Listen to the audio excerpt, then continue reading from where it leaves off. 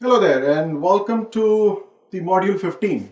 So let's see what we have in module 15 here. We're going to look at test case minimization, prioritization and optimization. One of the areas that is the key after looking at the techniques is now to get into a phase where we probably would want to reduce the number of set of test cases.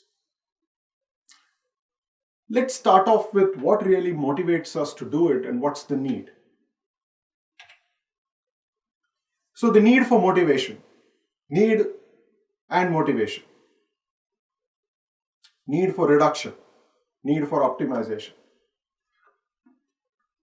What we have here is regular software development where we see that in our roadmap, so if I have a roadmap where I start off all my development say in 2011, over a period of 2 years, that is at the beginning of 2013, I would have made a bunch of releases for that particular product. Maybe every year, 2 major releases, which means I would have come up with 4 releases by the beginning of 2013. Now, how did I get to these 4 major releases? Typically upgrades. I may do upgrades, I may do defect fixes, or maybe roadmap, which allows me to change platforms to use state-of-art technology, or even change in technology. Maybe it was a web app, maybe it was a website which was developed in say PHP, then moved to Java. Does the same thing, but platform change. So when the whole set changes, the regression piece takes the front seat. So regression typically is going to be done for base plus the change. So I have a base product, and on top of the base product, there is a change. That change comes in either because of an upgrade or defect fixes. At all times, what is it that we would want? We would want that the base works as it should. New features and fixes work as well. Thus, between these two, between this point 1 and point 2, we want to make sure that the base is not broken. And still, system as a whole is of high quality. And this will keep happening wherever you are considering a product or an upgrade or any defect fixes. That will be the norm.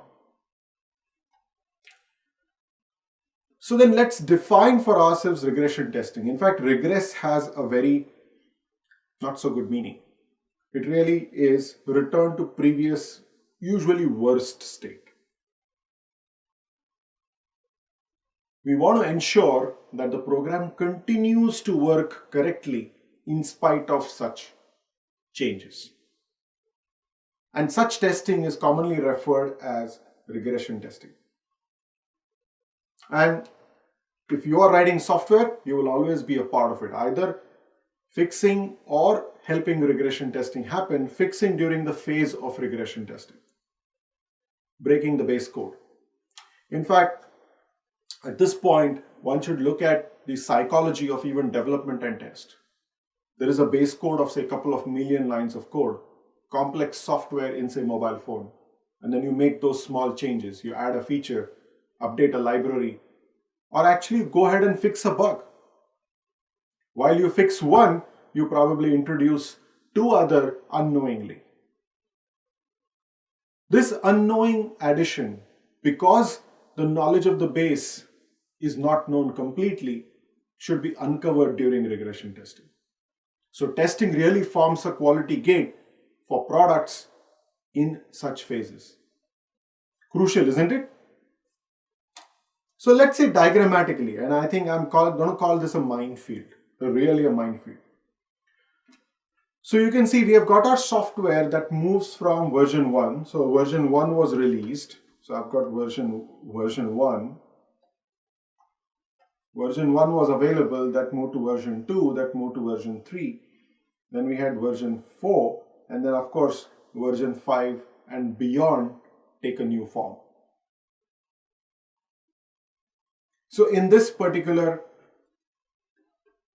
software, and we can consider that each of these boxes represent the base. So you would see that the base might get modified. There may be something deleted from the base. Modification could also mean deletion of few lines of code.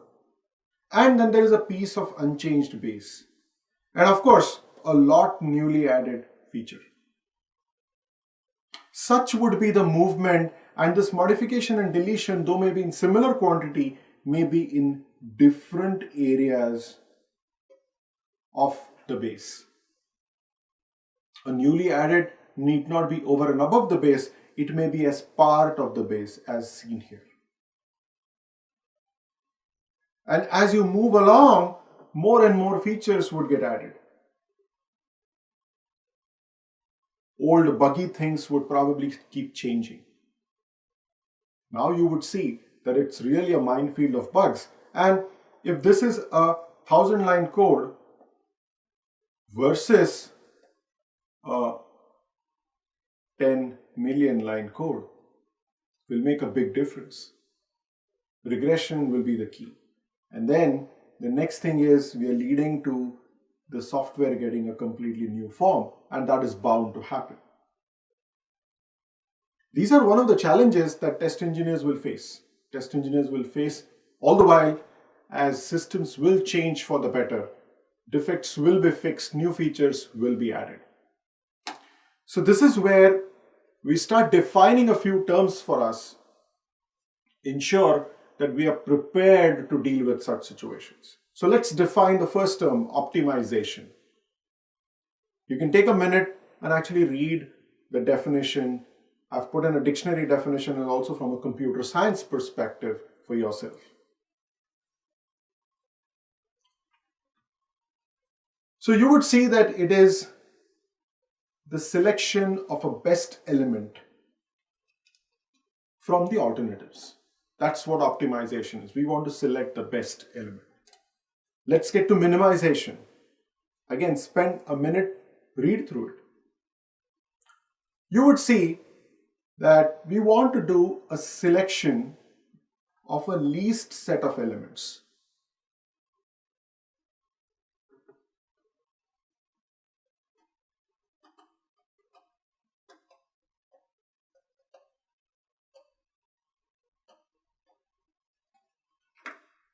So we are looking at least set of elements.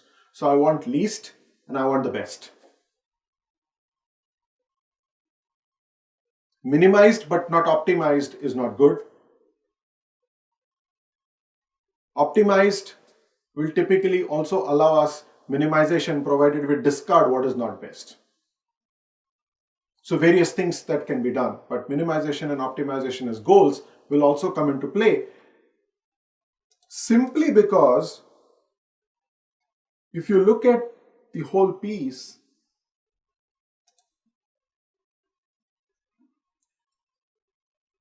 even if sizes over here for version 2, 3 and 4 are fairly remaining same visually, but you would see that a lot of changes are happening. A lot of lines of code are getting changed.